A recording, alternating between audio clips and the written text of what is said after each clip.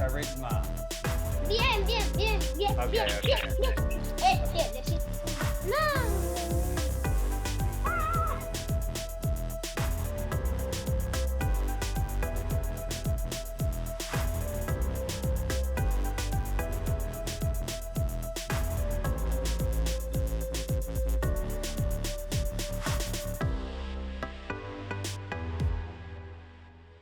Blookit, one of the newest platforms out there for assessment, and I've been playing it all week and my students love it. So in this video, I'm going to give you everything you need to play this game today with your students.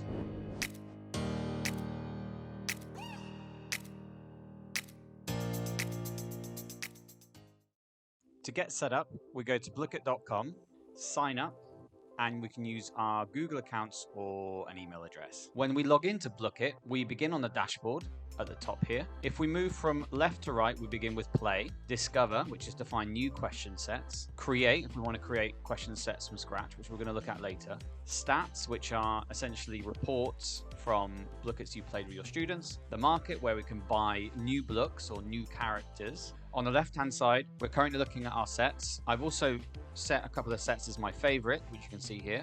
Some homework that I've set my students recently. And finally, a history of all the Blookits I've played so far. Now, if you're working with the free version of Blookit, I'm going to give you some insights into what parts of the platform are still locked off for premium users and what parts you can use as a free user like me.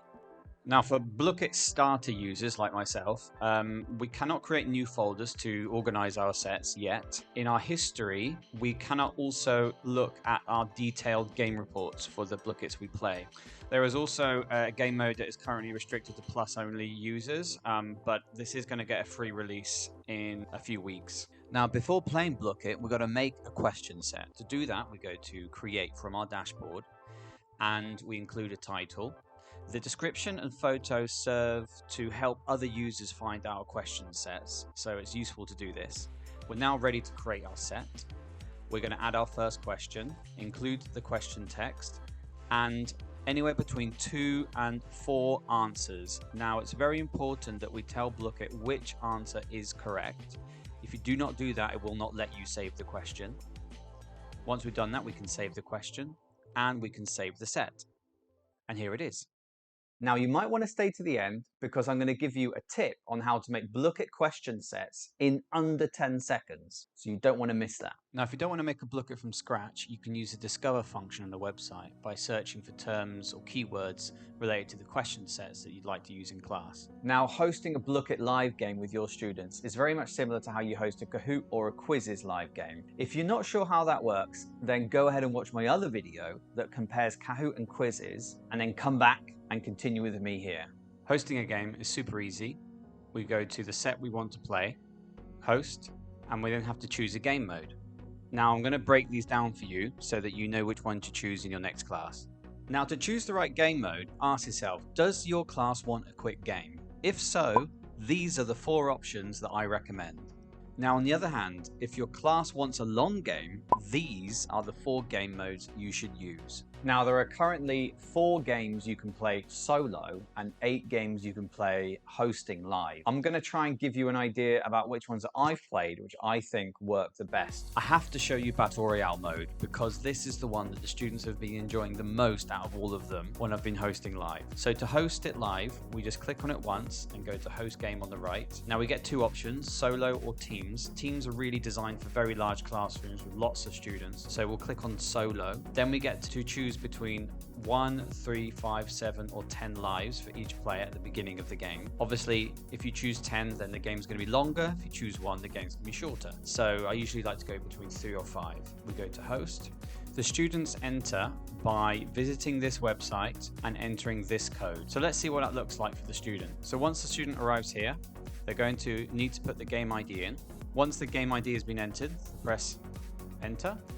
They have to then put a nickname in. And before they continue, they need to choose a block. Now in this mode, once you have 2 or more players, you can now start the game. Click here. We can now see what it looks like from the student's view. Students are given a question to answer. Once the students have submitted all their answers, and we're showing the match results. You can see here that only 1 student got the correct answer, and therefore the others lose a life. And this continues until there's one player left. Now, one of the great things about this new platform is that it has these long-term objectives for the student, and this can really help the students to reinforce the language they're learning in the classroom. Take the game mode Cafe, for example. This is a great way to revisit language and question sets while maintaining longer-term objectives with the students. So the same way we hosted the Battle Royale games is the same way we host the Cafe game. In this, we choose either a time or cash limit. Once we have a student join the game, we can press start. Now, when the student begins, they appear on the teacher's view on the left-hand side. What the student needs to do is answer a series of questions to be able to serve the customers. Once a correct answer is given, the student gets given some food to give to the customers. Once this customer receives the food, the customer leaves and pays $3 in this case to the student. Now, getting a few questions right enables the student to earn money and go to the upgrade shop. Now, here they can upgrade through foods or abilities, which really make the game a lot of fun when there's a lot of players involved. In this case, we've only got enough for cereal, so we're going to buy that. But as you can see, once we answer a second question correctly, we can now use that food in the game. Now, you might be wondering, well, my students don't have mobile phones or tablets or laptops in class, which is probably true for a lot of teachers out there. So I'm going to show you how you can play this game without these devices, and it's just as fun. Now, the one thing you are going to need is a projector for the classroom. The four options you've got when doing it this way is Factory, Crazy Kingdom, Cafe, and Tower of Doom. So to do this, we just click Solo and choose the game mode we want to play with our students. And for the teachers, they can save the game and load them again for the next class so the students can pick up where they left off. You can save your games with game modes Cafe and Tower of Doom. Now, don't worry, I didn't forget. Here's your bonus on how to make Blooket question sets real quick. So this is going to require a combination of Quizlet and Blooket. To do this, we go to Create, we add a title, and below we're going to click Import from Quizlet. Create our set. Skip this part because I'm going to show you how to do it myself. So we go to our Quizlet account. It's good to search for a quiz that contains text for the answers and the questions, not images. We go to Export, make sure it's set up like mine. Copy the text. You can check here that it's copied. Move back to Blooket and paste the questions into the form. We can either flip the questions and answers, it's up to you. We add the questions, and now we can see we have 120 questions loaded up into our Blooket question set. Save our set, and here it is.